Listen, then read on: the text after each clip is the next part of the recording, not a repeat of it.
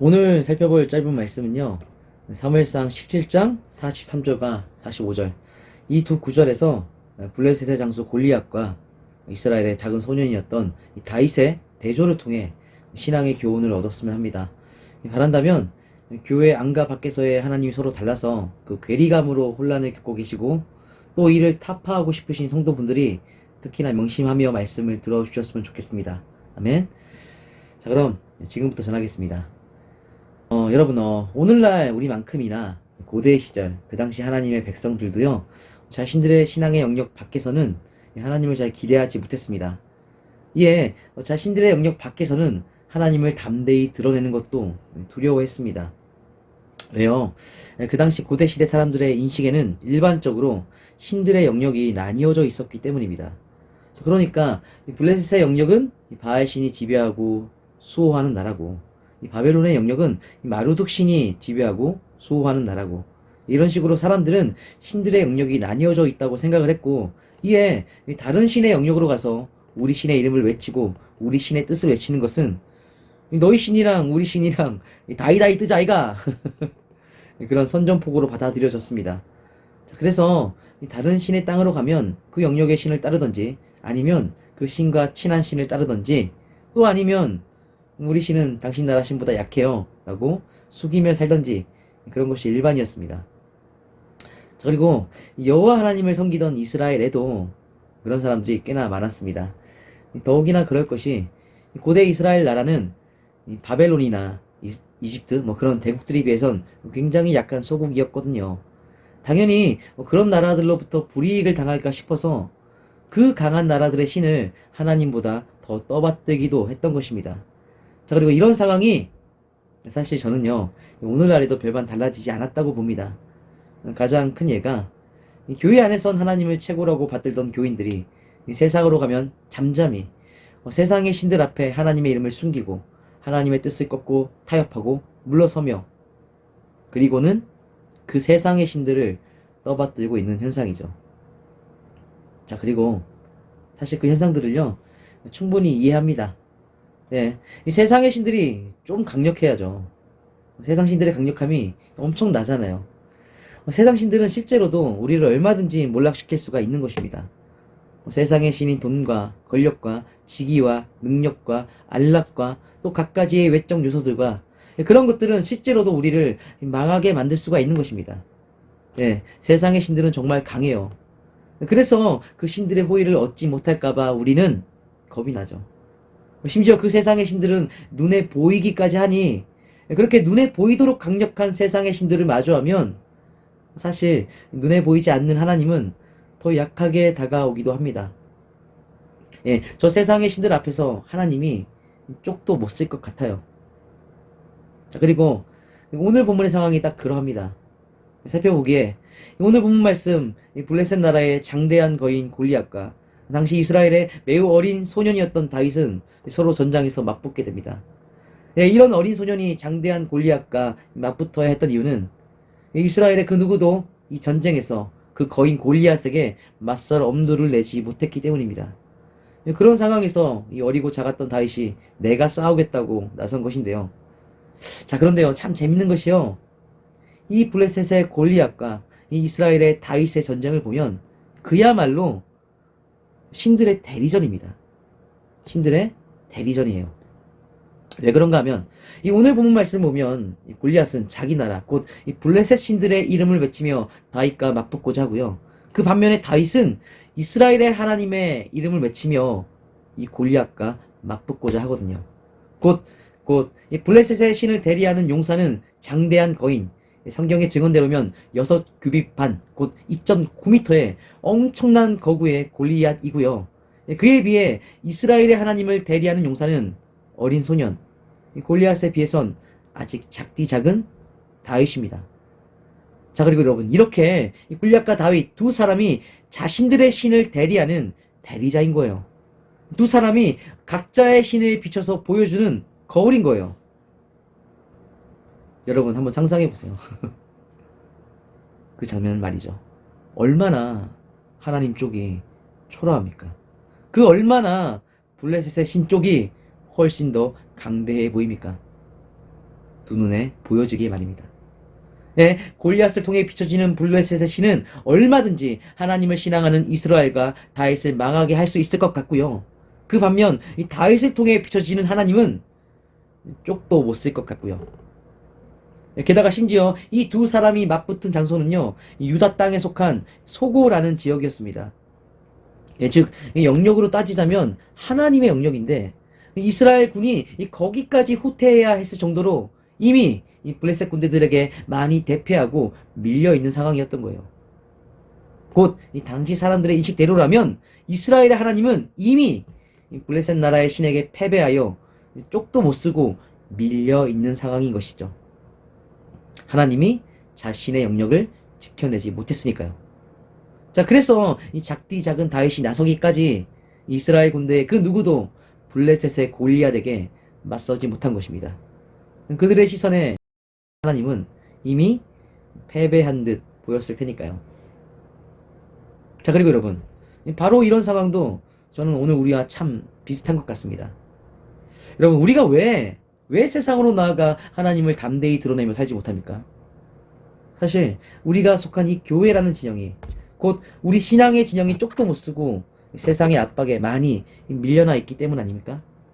우리가 입 밖으로 드러내서 얘기하진 않지만 우리 중 많은 사람들이 이미 하나님께서 당신의 영역을 지켜내지 못하고 세상에 밀린 것 같다고 여기고 있는 것이죠. 그래서 그 어린 다윗이 나오기까지 이스라엘 온 구사가 하나님의 이름을 내걸고 나서지 못했듯이 우리도 이 세상에 대해 잠잠하게 되는 것입니다. 자, 그리고 결국엔 이런 생각에까지 미치게 되죠. 우리 하나님은 결코 세상 신들의 영역에서는 하나님이 되지 못할 거야.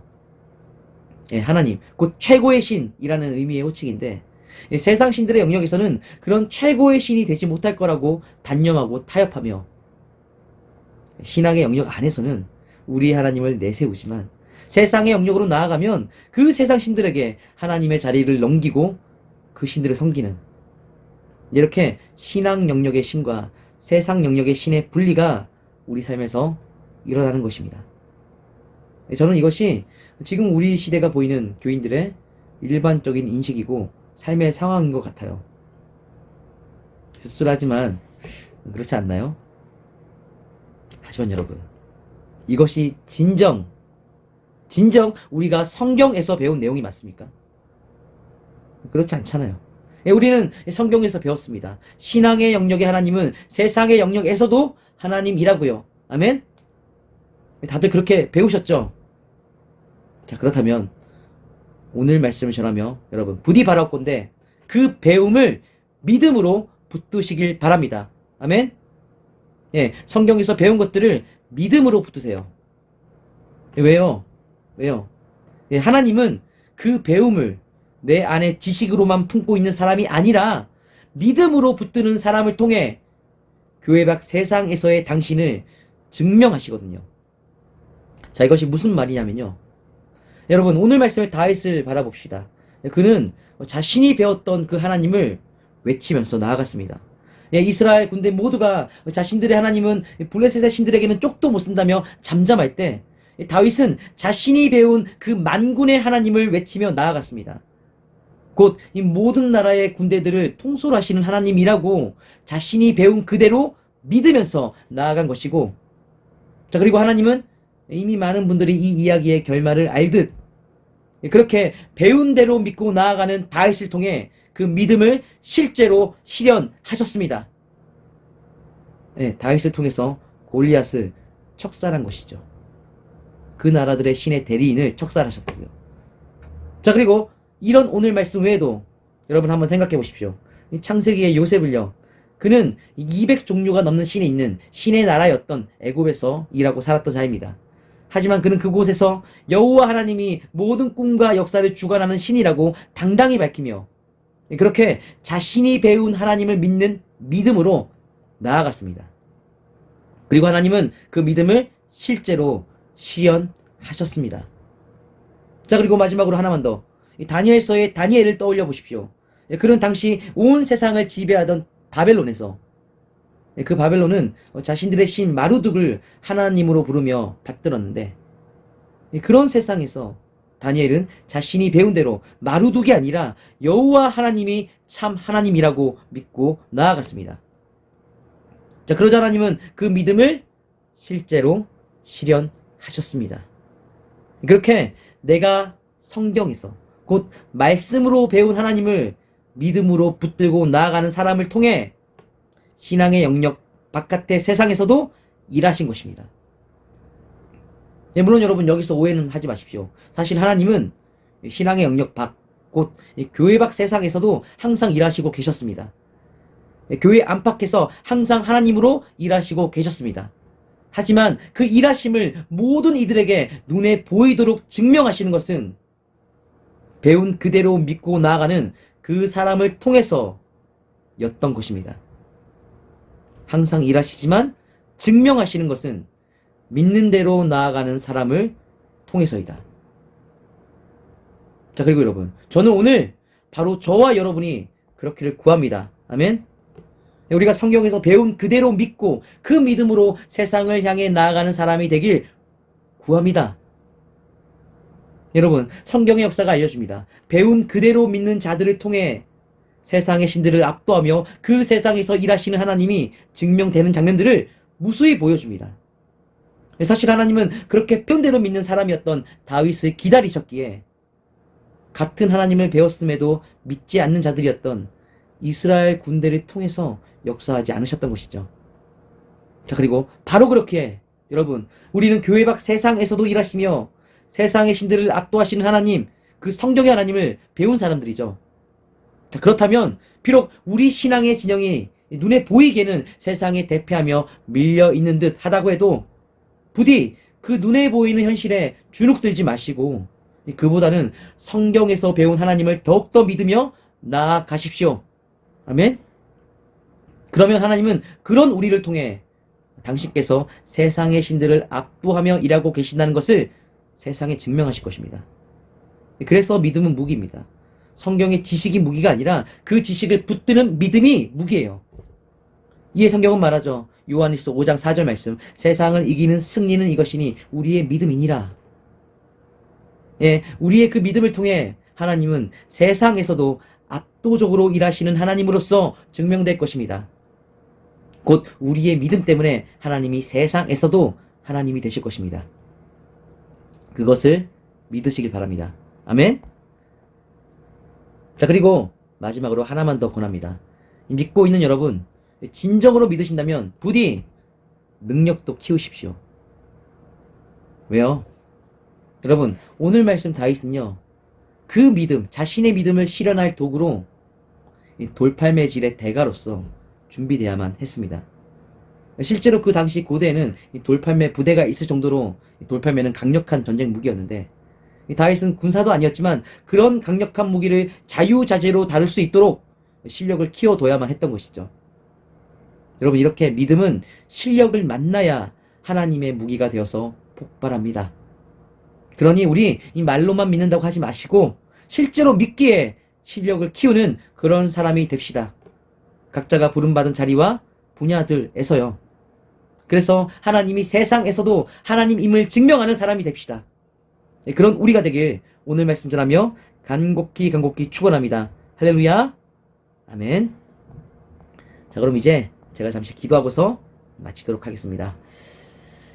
우리의 주 하나님 아버지, 항상 세상에서도 하나님으로 일하시는 압도적인 하나님 아버지, 비록 우리가 하나님이 세상에 밀린 것 같은, 때론 하나님이 세상 신들의 진 것 같은 모습들을 발견하고 낙심키도 하지만 그럼에도 성경에서 배운 하나님이 진리이자 진실임을 믿고서 그 믿음으로 전진하길 구합니다. 하오니 하나님, 그 어떤 순간에도 무너지지 않는 믿음과 그 믿음을 폭발시킬 능력과 또한 당신의 인도하심을 끊이지 않게 더해 주소서. 그렇게 당신을 우리를 통해서 증명하여 주소서. 이 모든 것을 우리의 주 예수 그리스도의 이름으로 기도드립니다. 아멘.